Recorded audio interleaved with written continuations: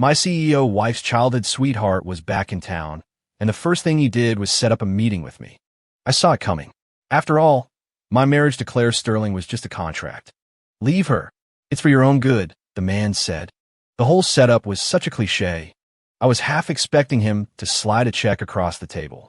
But just as I was waiting for the inevitable movie moment, the man glanced past me, his expression shifting to one of pure panic, and scrambled to his feet before bolting out of the coffee shop. A moment later, a pair of hands landed gently on my shoulders. Hey, honey, who were you just talking to? So that's why he ran. He must not have wanted to ruin his perfect image in Claire's eyes. I couldn't have cared less. No one, just me, I said. Claire just stared at me for a long moment before wrapping her arms around my neck from behind, pulling me into a hug. At that moment, I didn't understand what it meant. It wasn't until much later, after I tried to run, only to be dragged back, that I finally understood everything. It was then, as that woman with love and madness in her eyes had me completely at her mercy, that the truth became clear. She whispered seductively in my ear, "Honey, you've been a very bad boy. I'm advising you to leave her, and fast." The man across from me, radiating an air of polished confidence, laid it out plain and simple. I just took a slow sip of my coffee. God, I still wasn't used to this stuff. This was Ryan Carter, Claire Sterling's childhood best friend. The kind you read about in stories, who grew up right next door. And just like in some cheesy old movie script, he had gone off to a fancy university on the East Coast for college. And me, I was the guy Claire found by chance after graduation and hired to be her contract husband. So, when a guy like Ryan says something like that, I know exactly what he means. Of course, I'll be leaving her eventually. As a contract husband, I knew my place. A satisfied smile spread across Ryan's face. See, I'm just looking out for you. His voice trailed off as his eyes shot to a point somewhere behind me. He jumped to his feet. Hey, something just came up. I've got to go. And before I could even react, he spun around and practically sprinted out of the cafe. A few seconds later, I understood why. Honey, are you here by yourself? A pair of hands rested on my shoulders. I turned my head. It was Claire, tall, stunning, with a presence that could stop traffic. Just standing there, she looked like a painting, and this woman called me her husband. The thought was still hard to believe. I smiled. Yeah, just me. Claire's gaze, however, fell on the second coffee cup on the table. A knot tightened in my stomach, but she didn't say anything. Instead, she simply pushed the cup aside and sat down across from me. She propped her chin on her hands and looked at me. Honey, do you remember? This is where we first met. Of course, I remembered. Back then, I couldn't find a decent job to save my life. All my classmates from college were landing positions, and I was getting seriously discouraged. My resume was solid, and while I wasn't some kind of prodigy, I wasn't bragging when I said I was in the top tier of my graduating class. Every interview I went to, the hiring manager seemed impressed. But then, I'd wait for the offer, and it would never come. It was always a polite rejection. It was like some invisible force was pulling strings behind the scenes, making sure I failed. One day, after an interview at this very coffee shop, the recruiter had the nerve to tell me the position required a training fee to get hired. I told him exactly where he could shove his fee and send him packing. Did he think I was an idiot? I sat there alone, staring at the nearly full cup of coffee I couldn't afford to waste. I finally chugged it down, ready to leave. That's when a woman from the table behind me called out, "Are you interested in a position at my company?" She was smiling at me. She said she was from Apex Innovations and had been here to interview someone else. She'd overheard my exchange and was impressed. She invited me to their headquarters for a proper interview the next day. I was stunned, my first thought being that she was some kind of scammer, but a quick search on my phone confirmed it. Apex Innovations was a major tech firm, a huge one. Shocked, I looked up at her, searching for an explanation, but she just gave me a faint smile and said she had to run. Looking at the new contact in my phone, I was lost in thought. In the end, I went. Honestly, I didn't have high hopes. The other HR people had all been so encouraging at first, too. But when I arrived, I was escorted not to a conference room, but to the CEO's office. At that moment, to be honest, I was completely floored. When I walked in, I saw Claire Sterling sitting on a plush sofa, sipping coffee. Seeing me, she smiled and motioned for me to sit down. I felt awkward and out of place. The woman in front of me was gorgeous, exuding an air of class and power that was worlds away from my own. After I sat, she pushed a cup of coffee toward me. I glanced at the coffee, then back at her. Her expression was calm, a gentle smile playing on her lips. I took a sip. I wasn't used to it. She let out a soft laugh and slid a file across the table. Take a look. If there's anything you're not happy with, we could discuss it. I raised an eyebrow, completely confused. Wasn't this an interview? With that thought, I picked up the file and started reading. Marriage. I looked up at her. She replied calmly. To be precise, a fake marriage. I kept reading. The salary was incredible. Besides playing the role of her fake husband, my only other duty was to be her executive assistant. Honestly, I was tempted, but I knew there was no such thing as a free lunch. Putting the file down, I studied her. No matter how I looked at it, there was absolutely no reason for her to choose me. Why me? I don't like beating around the bush. I asked her directly. She chuckled. You're still so direct. She tossed another file onto the table. I chose you because you're exceptional in many ways, and your looks are very much my type. That's the most important thing. Plus, I reviewed your college records. You held a full-ride scholarship for 4 straight years, won numerous academic competitions, and graduated summa cum laude. You've also excelled in sports. You led the university basketball team to a championship. All of this proves you're outstanding.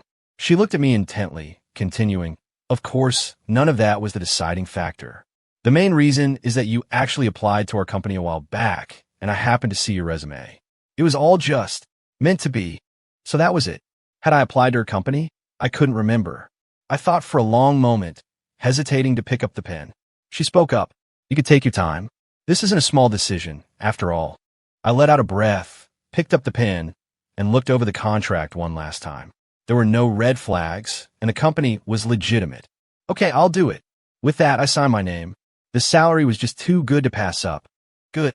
She looked pleased, standing up and extending her hand. I hesitated for a second before giving a light, brief shake. Seeing this, she laughed again. Then come with me. Is it time to start work already? She just started walking. You'll see.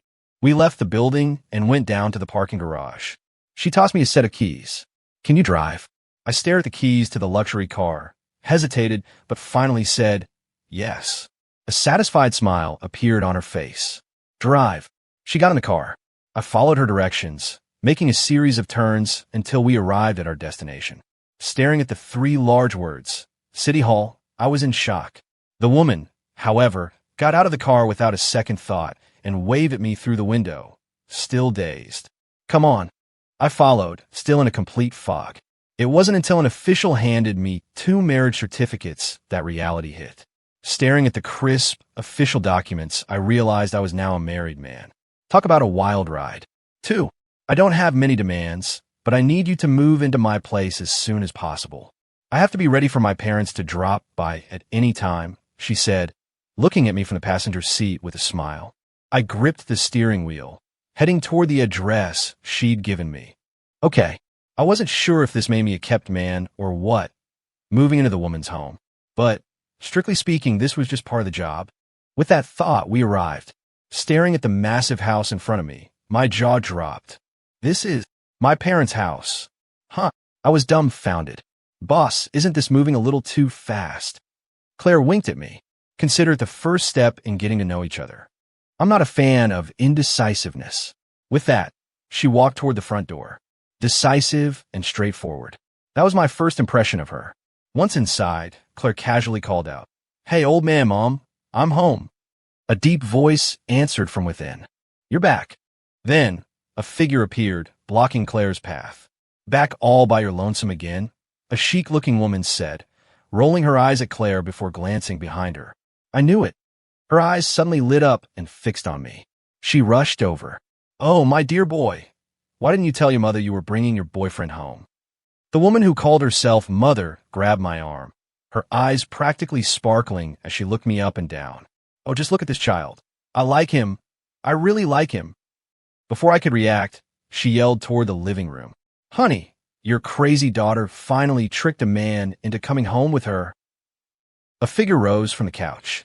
He walked over with an imposing air of authority. I swallowed hard, facing his intense presence. Hello, sir. The middle-aged man's aura sharpened.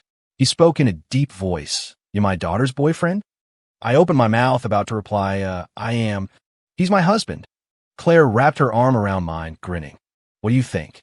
The man I picked is pretty amazing, right? The man narrowed his eyes, staring hard at me. After a long moment, he finally uttered a few words. Very impressive. Then he turned, walked back to the sofa, sat down, and quietly went back to reading his book. Claire leaned in close to my ear and whispered with a laugh, Bookworm. I understood. Just as I was about to ask what was going on, Claire's mother grabbed my arm and pulled me toward the sofa. Come, sit down and tell me all about how you and my Claire met. Huh. I glanced at Claire, but she just looked away as if it had nothing to do with her. Seriously? She expected me to improvise on the spot. Seeing the expectant look in her mother's eyes, I secretly sighed. Claire and I met when. Over the next 20 minutes, I spun a seamless tale of how Claire and I met and fell in love. Honestly, I had no idea I was this good. A natural-born liar. Claire's mom had tears in her eyes, constantly dabbing them with a tissue. I can't believe it. You two went through so much. Claire never told us any of this. Was my story really that moving? I looked over at Claire and was floored. Wait, why are you getting emotional too? She was clapping her hands, her lip quivering as she looked at me with a pitiful expression. Are you two just overly sentimental? It was clear I couldn't count on Claire for help. I sighed helplessly and glanced to the side. What the hell? Her father's shoulders were shaking. He was trying to hide his face behind his book, but the occasional gesture of wiping his eyes was a dead giveaway. You guys are way too into this. I sighed and looked up at the ceiling. Whatever. Let's just roll with it. 3. Since you're already married, I assume you can share a room, right? Underskirt. Claire's mother eyed us suspiciously. I looked at Claire, who immediately clung to my arm. Of course we can, right, honey? She secretly winked at me and gave my arm a little squeeze. I forced a smile. Why, yes. That's right. Her mother beamed, then waved her hand at us. Well, I'll leave you two to it. Get some rest. As she walked away, she kept glancing back over her shoulder to peek at us. Seeing our surprised looks, she gave an embarrassed laugh. Don't mind me. Go on, get inside. Claire and I exchanged a look, then walked into the room with a sense of resignation. The room was spacious and warmly decorated. A pleasant, fresh scent filled the air. A girl's room really is different. I leaned against the door, watching Claire, who, completely ignoring my presence, had flopped onto the bed, kicking her long, fair legs in the air. Boss. Once your parents are asleep, I'll head out. Worried she might think I had ulterior motives, I quickly explained myself. Claire sat up on the bed, looking at me with amusement before bursting out laughing. Why are you so nervous? With a soft thump, she lay back down, wriggled over to one side to make space, and patted the empty spot next to her. There's plenty of room, see?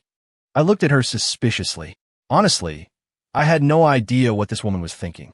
Love at first sight? Not a chance in hell. Especially not for a CEO like her. I never understood why Claire trusted me so much. Even if we were just putting on a show for her parents, the recent physical contact seemed a bit excessive. Of course, I wouldn't delude myself into thinking she actually liked me. That's one of the 3 great illusions in life. The most tragic thing is mistaking someone's casual kindness for something special. I wasn't so naive as to lose sight of my own position. Boss, you have a great sense of humor, I said with a light laugh, trying to gauge her true intentions. Claire huffed, seemingly a little annoyed. Then she waved her hand dismissively. Fine, suit yourself. She then curled up on her side, facing away from me, leaving me with a view of her elegant back. I looked around, then sat down on a nearby chair to wait. If I had actually believed her and she denied it later, I would have been screwed. As I sat there, time ticked by. I checked my watch. It was already past 11. I had turned off the lights earlier. Claire was lying there, quiet and still. I could hear her soft, even breathing. In the faint light from outside, her fair face looked captivating. I quietly opened the door and stepped out. But the hallway was brightly lit. Before I could take another step, I heard a soft laugh. Son, still awake. Claire's mother was sitting on the living room sofa, looking over at me. I gave an embarrassed laugh. Ma'am, I saw her expression sour slightly. Confused, I thought for a moment and quickly corrected myself. Mom, Yes, dear. Her expression instantly changed from cloudy to sunny, her face breaking into a brilliant smile. What is it?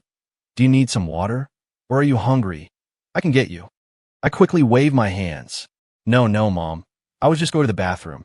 She looked puzzled. But there's a bathroom in your room, isn't there? I was at a loss for words. After a moment, facing her confused gaze, I quickly changed my story. I was also coming out for a drink of water. Oh, water! Right here, right here. She enthusiastically poured me a glass and watched me drink it. I felt a little awkward, completely on edge. Her mother, however, looked at me with a loving expression. Suddenly, she said, I don't know what it is about you, but I just feel like I like you. I coughed a few times. She continued, Claire, that child. She's had a difficult temper since she was little, full of flaws. The fact that you can be so patient with her and be with her, her father and I are truly grateful. I quickly put down my glass and looked at her. Auntie, Mom, what are you saying? I organized my thoughts and went on. If anything, I should be the one thanking you for raising such a wonderful person like Claire, for letting me meet her. And these days, I feel so lucky to have met a kind and outstanding girl like her. I kept talking, weaving words of praise. Her mother listened, her eyes shining. After a while, she took my hand, patting it gently, her voice filled with emotion and a hint of tears. This is wonderful. For Claire to have met a boy like you, it's just wonderful. Looking at her hopeful gaze, I felt a pang of guilt and also a bit of envy. I envied Claire for having such a warm family, such loving parents. Should I continue to help Claire deceive this couple? Feeling the warmth of her hand in mine, I was confused. My relationship with Claire was fake. Our separation was inevitable. 4.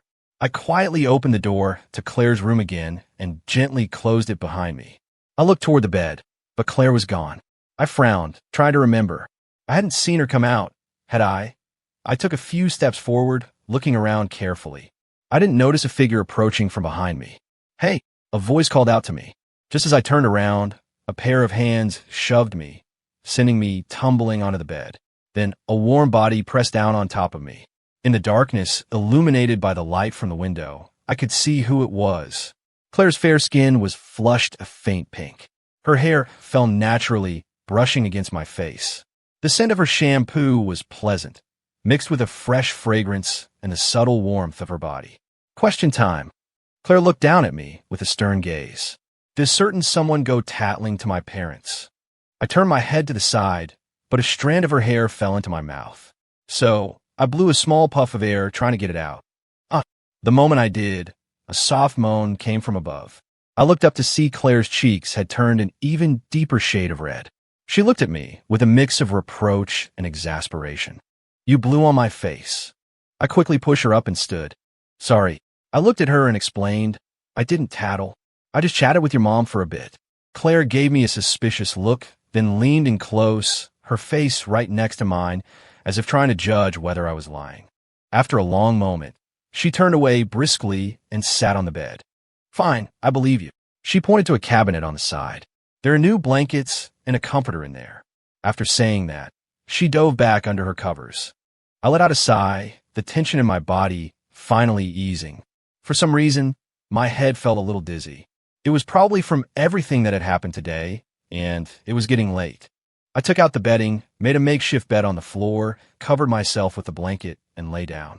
I lost consciousness in less than a minute. When I woke up again, the sun was high in the sky. Sunlight streamed into the room. My body felt like it had been run over, completely drained. Sleeping on the floor was definitely not for me.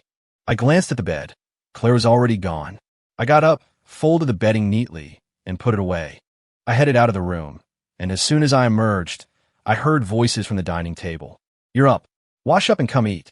Claire's mom was sitting at the table. Her dad had just come in from outside, likely from a morning walk. I called out a reply and went back to get ready. I splashed water on my face and stretched my aching body, trying to work out the kinks. My back was definitely sore. Letting out a breath, I opened the bathroom door and instinctively flipped the light switch. When I looked up, I was met with an unbelievable sight. Claire had just taken off her clothes. Her fair skin was completely exposed. We just stood there, staring at each other, speechless. A smile played on Claire's lips. She seemed completely unfazed. Isn't this the part where I'm supposed to scream, pervert? Sorry. I stumbled backward and shut the door. I apologized through the closed door. I'm so sorry. I really didn't mean to. I just didn't notice. As I spoke, I realized any explanation sounded like a lame excuse. I didn't know what to say. I had just been so tired. And the bathroom had been completely quiet, the light off, no sound of a shower running. I had subconsciously assumed it was empty. With that thought, I slowly moved to a nearby chair and sat down, burying my head in my hands, wondering how I was going to explain myself. Was I going to lose this job? I had just seen my boss naked. This was a disaster. I sat there, worrying, until a while later, Claire emerged with damp hair, dressed in fresh clothes. She walked over as if nothing had happened. She handed me a hairdryer. Dry my hair. I stared, hesitating to take it. What's wrong? Am I so beautiful you're stunned? Claire said, flipping her hair with a narcissistic little smile. I could tell she was giving me an out. So I took the hairdryer, gently lifted a section of her hair, and started drying it. What's the matter? Are you shy? She asked suddenly, noticing my silence. I looked at her reflection in the vanity mirror. Her cheeks were rosy from the shower, and her skin looked flawless. It made you want to reach out and pinch it. No, it's just, I really didn't notice. I'm sorry. Claire suddenly let out a small laugh, then swung her legs playfully. It's fine. Seeing a little something won't make me lose any weight. Her eyes met mine in the mirror. She smiled.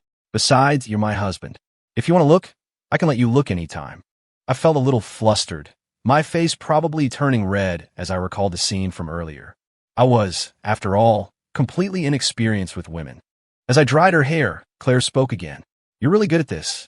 Your ex-girlfriend must have been very happy. I was taken aback. After a moment, I replied, I've never been in a relationship. Oh, good, she replied, her tone suddenly cheerful. She nodded, then turned to give me a thumbs up. Good job. After breakfast, we said goodbye to her parents. We had work to do back at the office. To be honest, I wasn't great at being an assistant. I'd never done it before. But thankfully, Claire didn't throw me into the deep end right away. Step by step, I learned the ropes, familiarized myself with the tasks, and constantly asked for help. It was challenging, but I gradually started to get the hang of it. Looking back now, that time was invaluable. The experience truly elevated my skills. Back in the present, Claire looked at me, her voice filled with nostalgia. I can't believe it's been so long. As if by accident, she picked up my coffee cup, brought it to her lips, and took a small sip.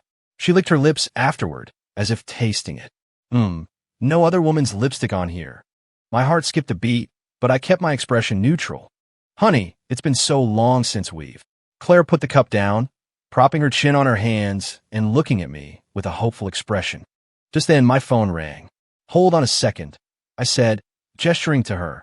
Claire pouted, her expression one of clear annoyance, and muttered under her breath. Whoever is calling, better hope I don't find out who they are, interrupting my quality time with my husband, or else I'll. Heaven. I ignored her muttering, took the call, and walked over to the window, watching the cars speed by outside as I talked.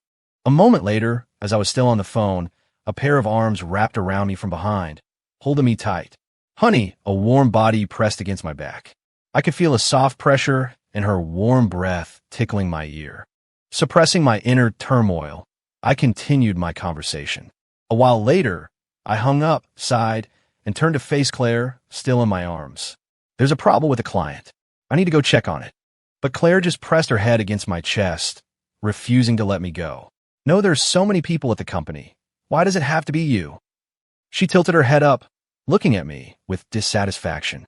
I'm going to call them right now and tell them to find someone else. She started trying to fish my phone out of my pocket. I quickly stopped her. I knew she was serious.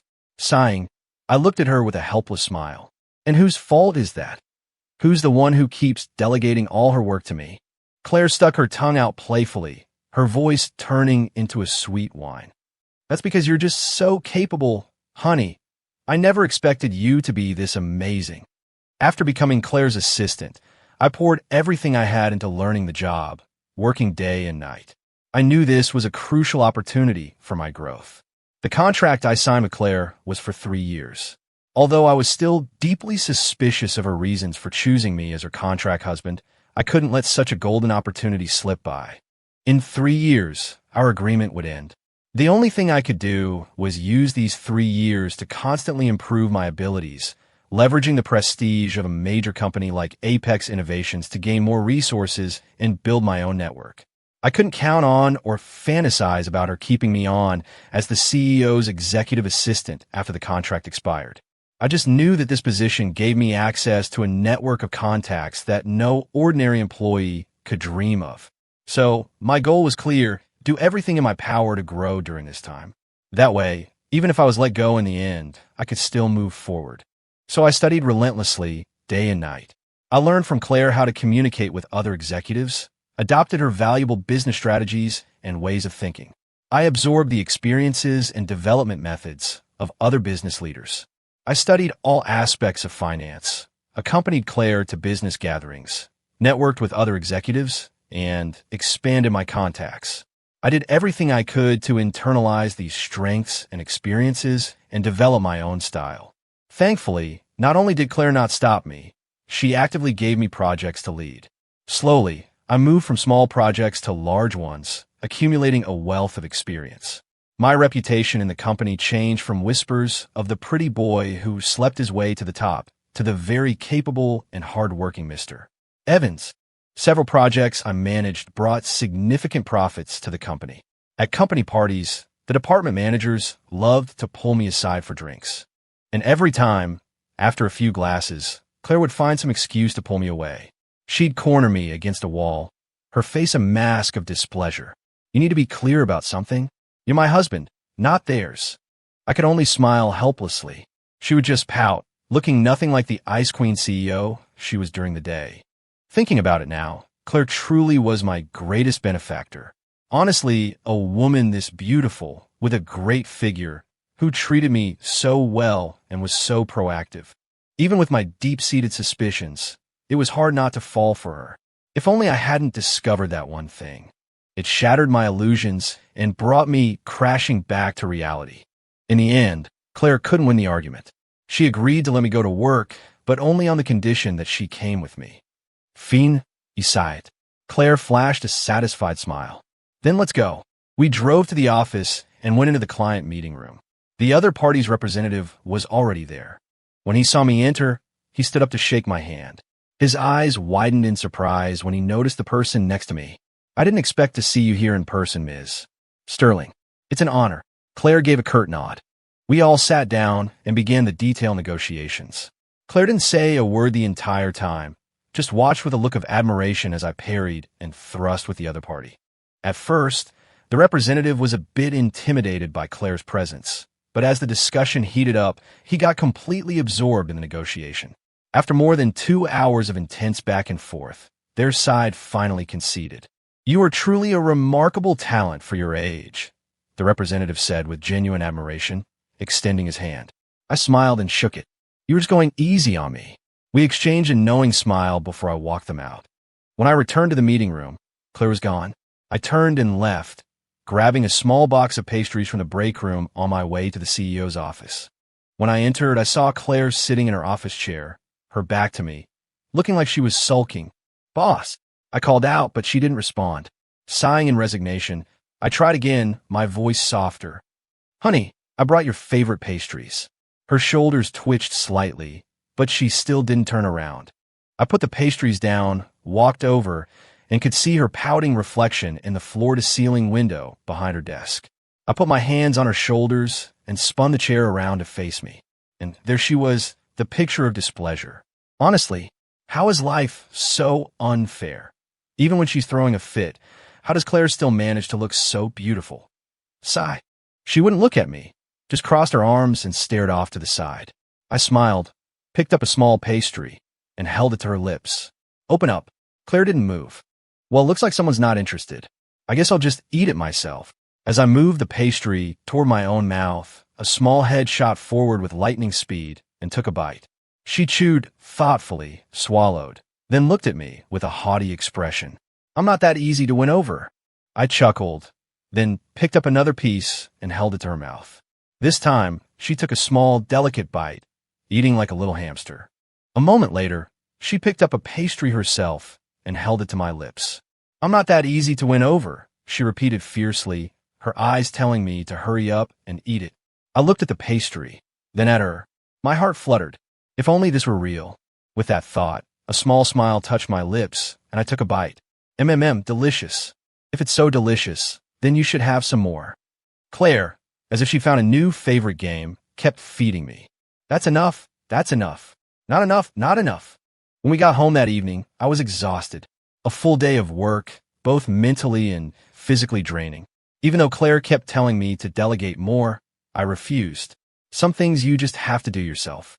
What you learn is yours to keep. Ugh, Claire flopped onto the sofa with a dramatic groan. I just smiled and sat down beside her. She propped her legs up on my lap, her playful feet poking me.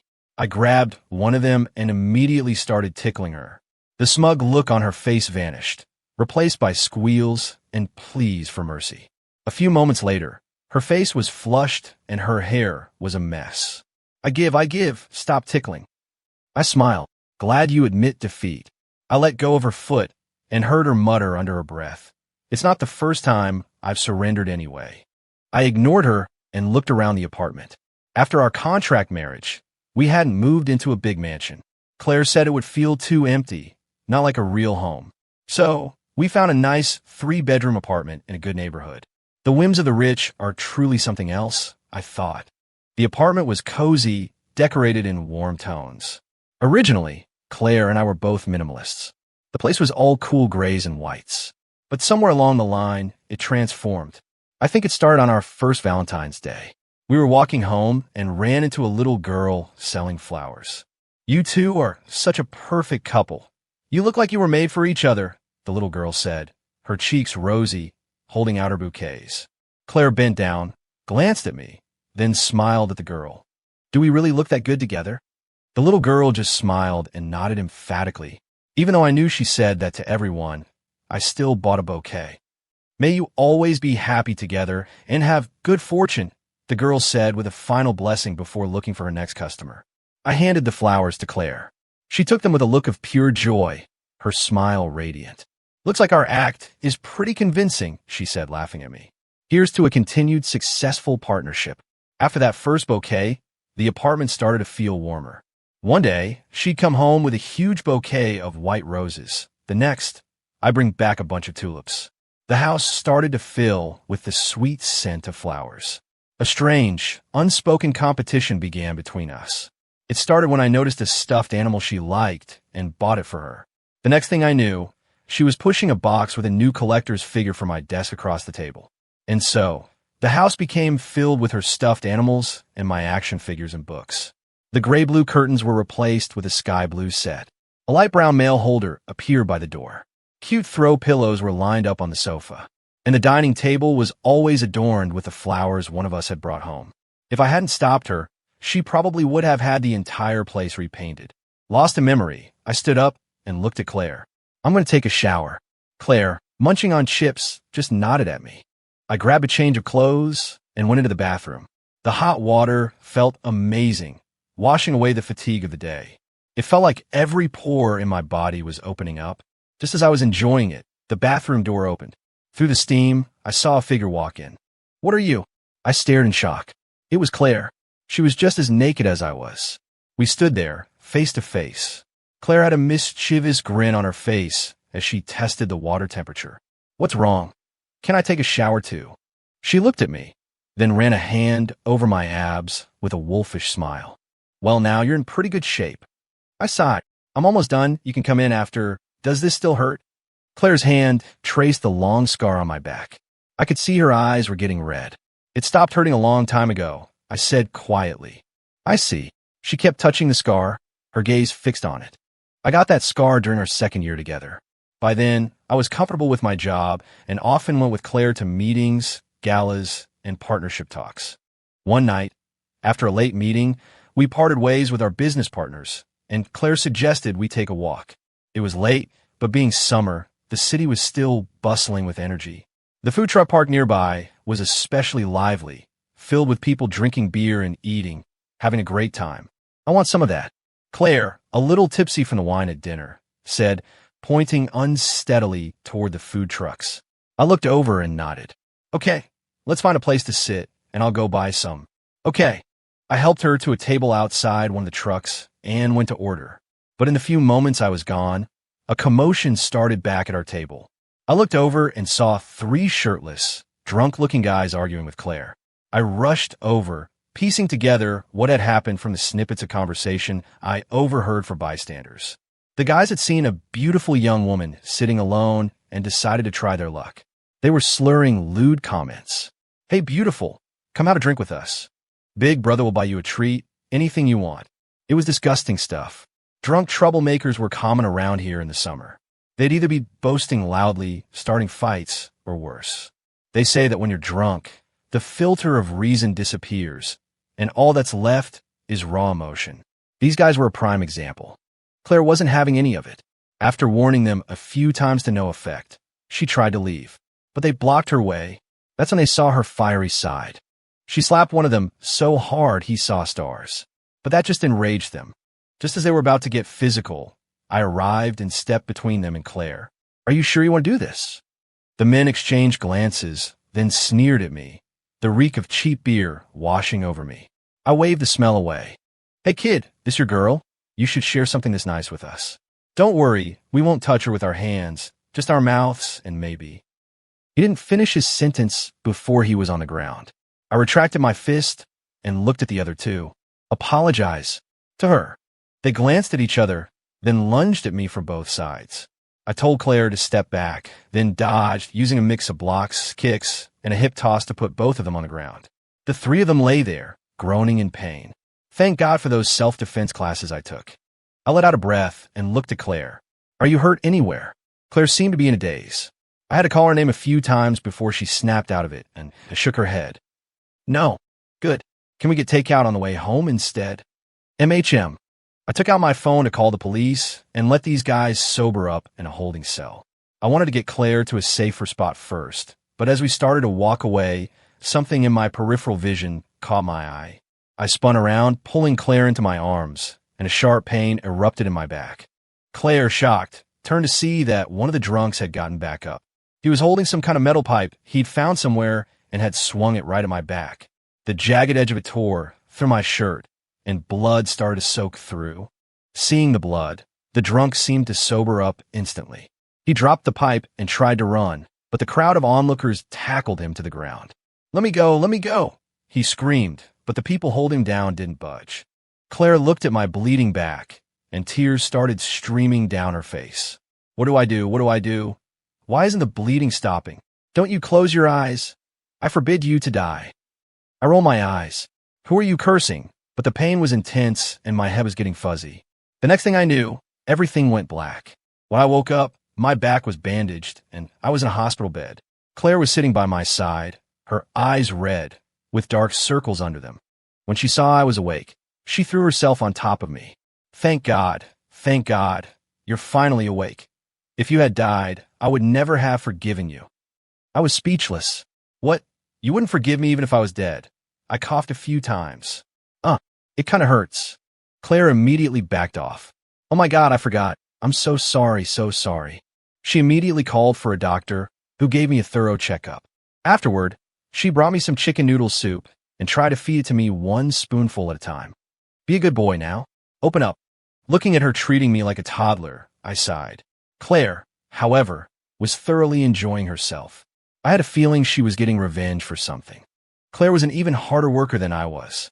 She was often the last person to leave the office, besides me. But that also meant that overworked people tend to get sick. One time, I was out of town for a project meeting. When I got home, Claire wasn't there, and she wasn't answering her texts. I knew something was wrong. I rushed back to the office and found her passed out on the floor. Fortunately, after a checkup, it was just a severe case of gastritis. Claire's eating habits were terrible. Like me, she'd go into a frenzy when she was working. When she woke up, I forced her to eat plain broth, which I knew she hated.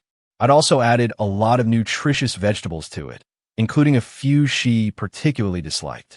After that, I made sure my own diet was regulated, and I forced her to eat properly too. After all, if a boss like her collapsed, my contract could be terminated early. I hadn't gained enough experience yet. I couldn't let it in like that. Maybe it was from that moment on that Claire started plotting her sweet revenge.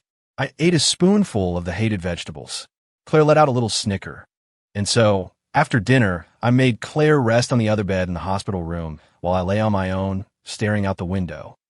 The weather was beautiful, the sun bright. A gentle breeze blew in, feeling wonderful. The view from the window was a sea of green, very pretty. I turned my head and saw that Claire had fallen asleep at some point. Her face was flushed, and she looked peaceful. She must have been exhausted. I let out a breath and stared blankly at the ceiling. My phone buzzed with a new message. I opened it. It was from Claire's childhood friend, Ryan. 4:30 p.m., location XXXXX. I simply replied, frowny face, okay. A response came back, quickly, frowny face, good that you understand. I'm doing this for your own good. I didn't reply. I just put the phone on the bedside table, glanced at Claire, and closed my eyes. Relax, I'll be fine. Claire was looking at me with worry. There was an urgent meeting at the company she needed to attend, but she refused to go, wanting to stay with me. I smiled and waved my hand. I'm a grown man. It's not like I'm going to get lost. After my repeated reassurances, Claire finally left. Watching her leave, I hailed a cab and headed to the meeting spot. When I got to the coffee shop, I saw Ryan already sitting by the window. He waved when he saw me. I nodded and sat down across from him. The coffee here is excellent. You should try it. He enthusiastically pushed a cup toward me. I nodded and took a sip. I didn't like it. Yeah, it's great. I put the cup down and looked at him. He was a handsome guy with a scholarly air about him. I want you to leave Claire, he said directly, without any preamble. He had contacted me last week, right after he returned from the East Coast. Claire and I had gone to pick him up from the airport. I had already heard a little about this childhood friend from Claire's relatives. They said they were very close. I was prepared for today. Years of reading romance novels had prepared me for this exact scenario. That day at the airport, the guy walked out with a cool demeanor, wearing sunglasses and pulling a suitcase. Claire recognized him instantly.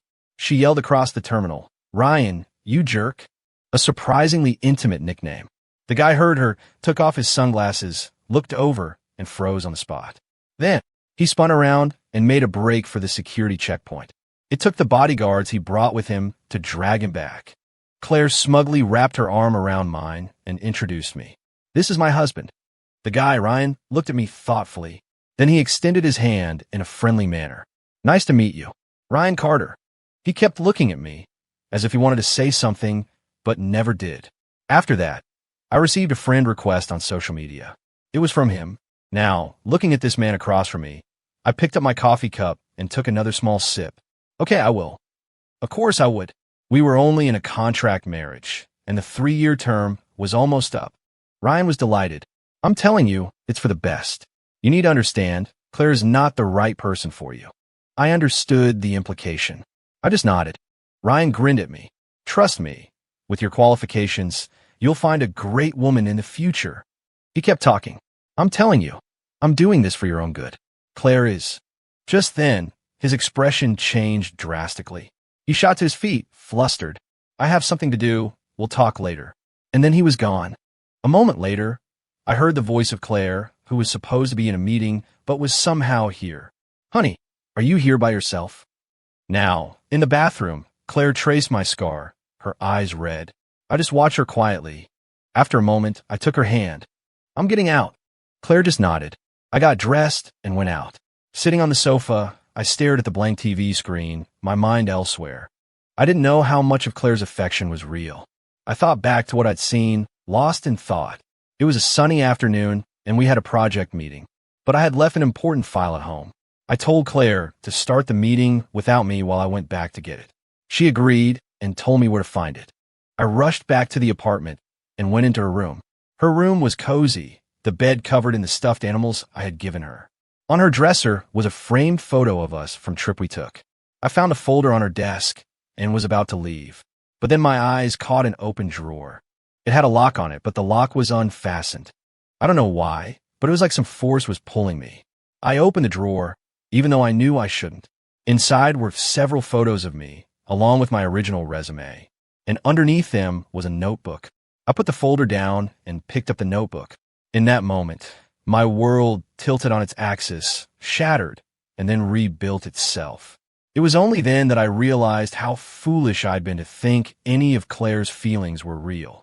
The notebook chronicled a single-minded obsession. Claire had been a golden child, excellent at everything from a wealthy family, constantly praised by everyone around her.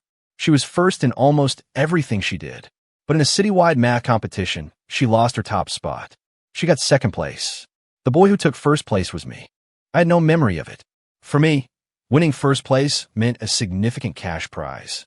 It meant the school would waive some of my fees and give me a reward. It meant I could afford a few good meals, that I could support myself. But for Claire, it was a crushing blow to her pride. The girl who was always number one had tasted defeat. So, she decided to get her revenge. She begged her parents to let her transfer to my high school, planning to beat me in every possible area. I was completely oblivious.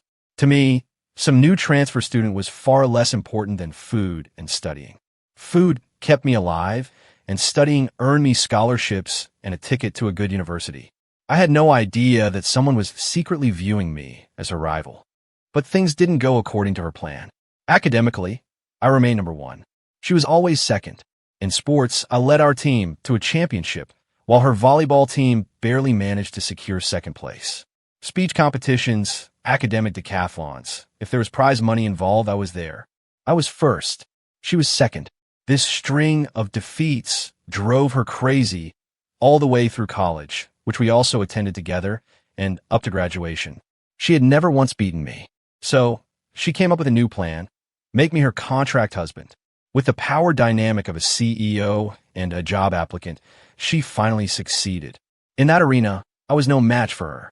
She had all the advantages. She took pleasure in constantly teasing me, in seeing me get flustered and shy. She enjoyed the feeling of looking down on me, of teaching me things, of seeing me exhausted and frustrated, all to satisfy her desire for victory. Her plan, as she wrote, was to make me fall for her. And then, at the peak of my affection, she would mercilessly dump me. She would coldly toss the contract in my face and tell me, this was all just a transaction. Reading all of it, honestly, I wasn't angry. Our relationship was, at its core, a contract. She gave me money and an incredible opportunity to learn and grow. In truth, I was grateful to her. So how could I be angry? But it did hurt. It hurt to know that I had been foolish enough to think that even one of her tears had been shed for me, for real. I sighed, put everything back where I found it, and locked the drawer. I grabbed the file and headed back to the office. Now I understood everything, and I certainly wouldn't let myself fall any deeper. As the end of the contract drew closer, I started quietly packing my things. Claire had been acting strangely for the past few days, too. I knew why. She was getting ready for her triumphant moment. But I was sorry to say I couldn't let her have her victory.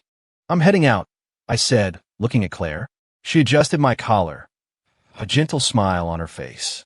Okay, be safe. Come back soon. I will. I turned, got in the car, and drove away. The excuse I used was a business trip to another state for a project. Claire didn't suspect a thing. After all, I was managing most of the major projects now. Sitting in the car, I glanced at the rearview mirror. Claire was still standing there, waving. A message popped up on my phone at the same time. Claire, come back soon. My finger tapped out a reply, frowny face, okay. Then I turned off my phone and leaned back in my seat. At the airport, I didn't get on the flight to my supposed destination.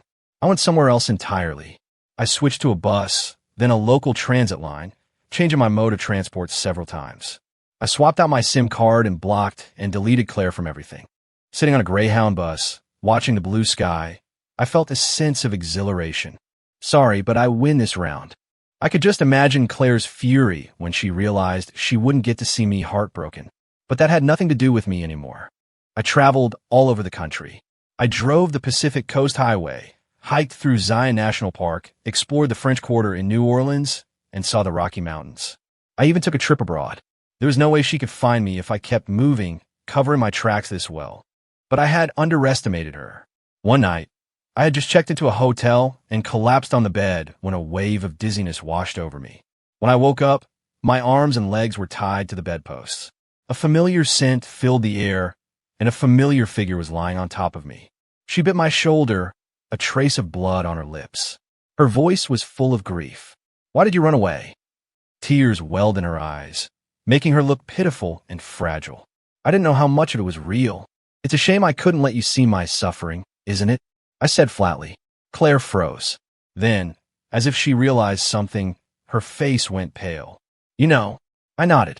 She trembled, her eyes filled with hurt and panic. Can you let me explain? I sighed. You have me tied up. What choice do I have? Claire flinched and frantically tried to untie the ropes. No, that's not it. I was just so scared you'd leave me again. She sobbed, but after a moment, she stopped trying to untie me. Can you let me finish before I untie you? She looked at me with a shattered expression. Terrified, I would say no. I finally agreed. A faint smile touched Claire's lips. It was only then I noticed how unwell she looked, her mental state clearly fragile. You must have seen my journal. I wish I'd never written it, she said, her face clouded with sorrow. Then, she slowly told me her story.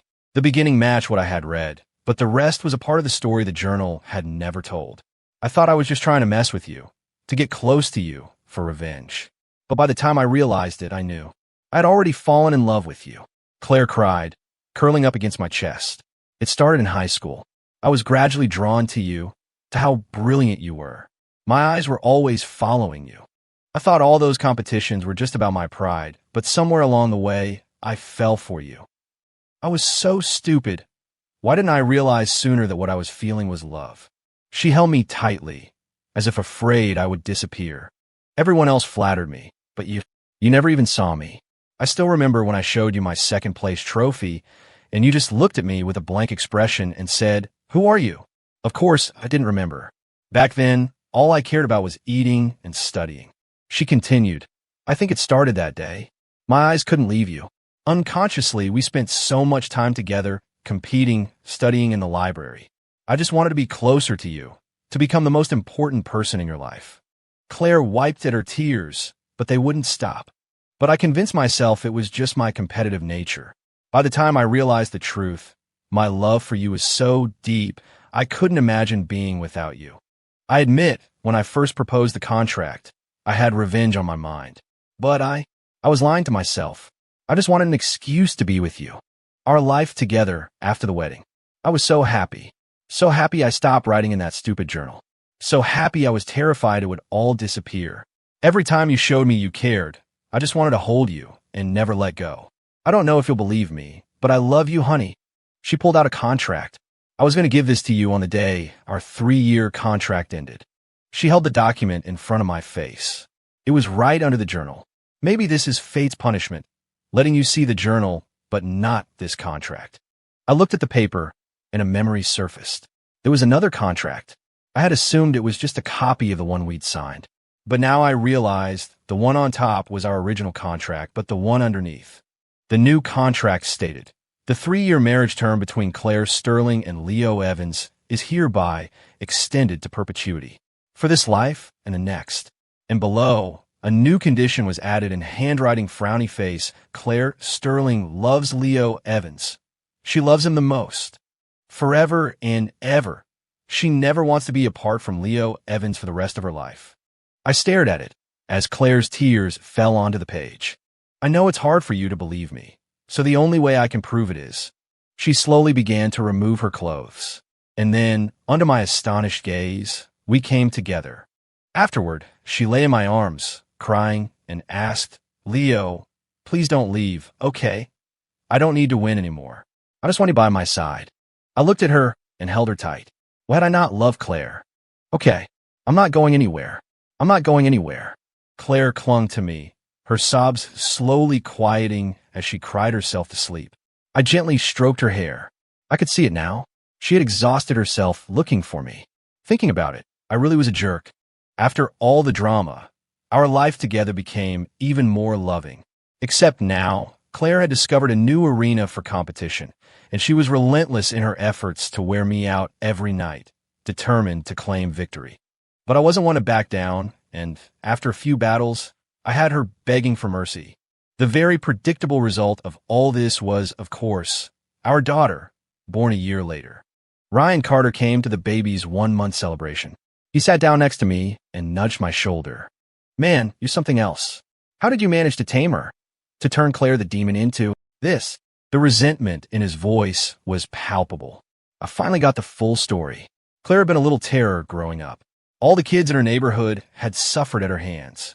She crushed them academically, being the perfect child all the parents praised, and tormented them mentally. She treated her group of childhood friends like her personal minions, stealing their snacks and constantly embarrassing them. To them, Claire was basically one of the boys, only more ruthless. That's why he had tried to flee the moment he saw her at the airport. He was genuinely worried for me, convinced I'd been tricked by this monster, and wanted to help me escape before I was subjected to the same torment. What he didn't know was that the Claire he knew had fallen in love with me a long time ago.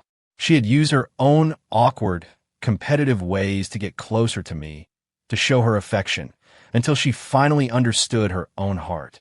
I looked over at Claire, who was cooing at our daughter, and smiled. Maybe it was love. Ryan tilted his head. Love. I looked at him, smiled, and clapped him on the shoulder. You'll get it when you find someone you love. Then I walked over to Claire. She immediately melted into my arms, leaving a very confused Ryan behind us. Can love really be that powerful? I could tell him with absolute certainty. Yes, it is. Our relationship, born from a desire for victory, had blossomed into love. And that love kept us inseparable for all the years that followed. This year, at 82, I sat with Claire on a park bench. She leaned against my shoulder and smiled. I win. We watched our grandchildren play in the distance. I chuckled. You win, but I already won the grand prize. She looked up at me. I smiled back. I won you.